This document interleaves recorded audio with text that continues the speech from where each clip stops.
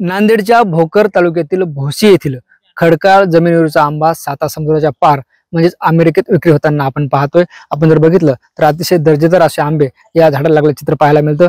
समोर जर बाग बघितली तर या बागेला सुद्धा मोठ्या प्रमाणात आंबे या ठिकाणी लागले आहेत। या शेतकऱ्यांना जे आहे ते 3 एकर शेतीवर केसर आंब्याची बाग फुलवली आहे। मुळातच हे शेतकरी जे आहे ते वेगवेगळे प्रयोग आपल्या शेतीत करताना पाहायला मिळतात। या आंब्याच्या बागे व्यतिरिक्त सुद्धा या शेतकऱ्याच्या शेतात जे आहे ते पेरूची बाग असेल, चिक्कूची बाग असेल, अशा अनेक फळांच्या बागा जे आहेत ते आपल्याला पाहायला मिळतात। आणि आता जे आहे ते या आंब्याची तोडणी सुरू आहे। आपण बघतो या ठिकाणी या आंब्याची पॅकिंग केली जाते आणि आंबे जे ते स्वच्छ करून त्याला मोजून जे आहे ते या टेम्पो मध्ये भरताना चित्र पाहायला मिळतं। खरं तर हे आंबे आता मुंबईला जाणार आहेत आणि तिथून पुढे अमेरिकेला हे आंबे पाठवले जाणार आहेत। मोठी मागणी जी आहे ते या आंब्याला आपल्याला असल्याचं पाहायला मिळतं। आपल्यासोबत स्थानिक शेतकरी त्यांना आपण या संदर्भात विचारणार आहोत। मला सांग, काय नाव आहे, किती एकर आंब्याची बाग आहे, आता तोडणी केली जाते, कुठे विक्री होणार आहे? माझं नाव नंदकिशोर दिगंबरराव गायकवाड, मुक्काम पोस्ट भोसी, तालुका भोकर, जिल्हा नांदेड।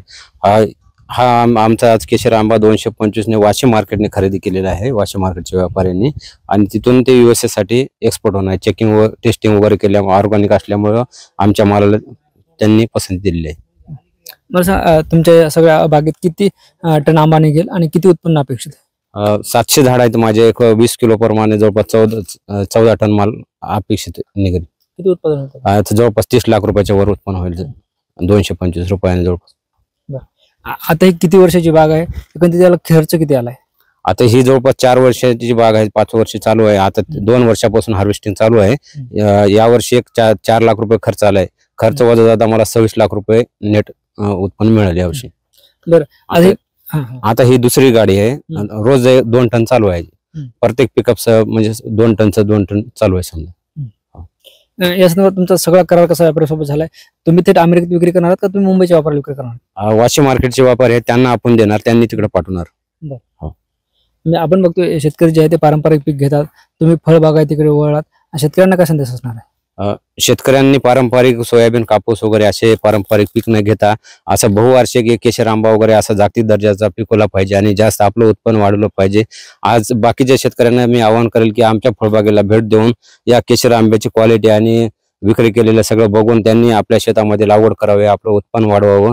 आणि जास्तीत जास्त क्षेत्र वाढलं तर त्यांचा निश्चितच फायदा होईल आणि जास्त व्यापारी पण येतील आणि आपल्या मराठवाड्यामध्ये केशर आंब्याचा चांगल्या प्रकारे येते, त्यांनी जास्तीत जास्त लागवड करावी शेतकरी। निश्चित म्हणतो आपण हे शेतकरी होते, आपल्यासोबत स्थानिक व्यापारी सुद्धा आहेत जे वाशीहून आले।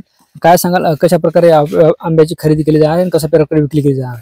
कारण ही खरेदी जी केलेली आहे 225 रुपये किलोनी जागेवरती खरेदी केलेली आहे।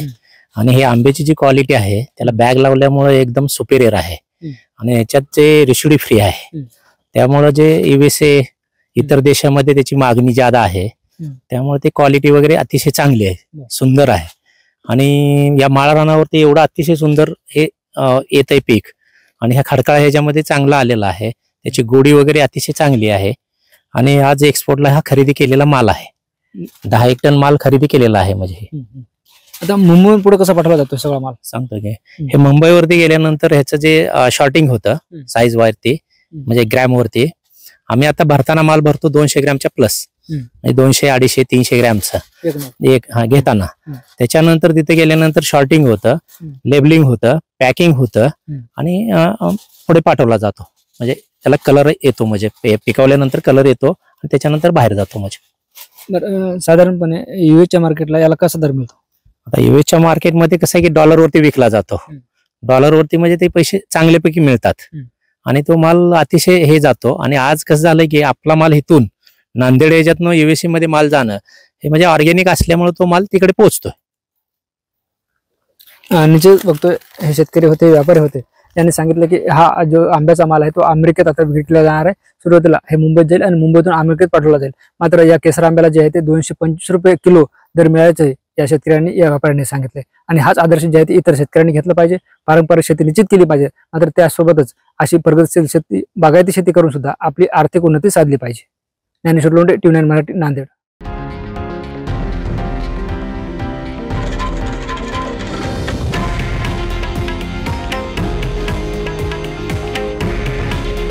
हे आहे देशातील नंबर 1 न्यूज नेटवर्क आणि आपण पाहत आहात TV9 मराठी। काळजी तुमची, हित महाराष्ट्राचं।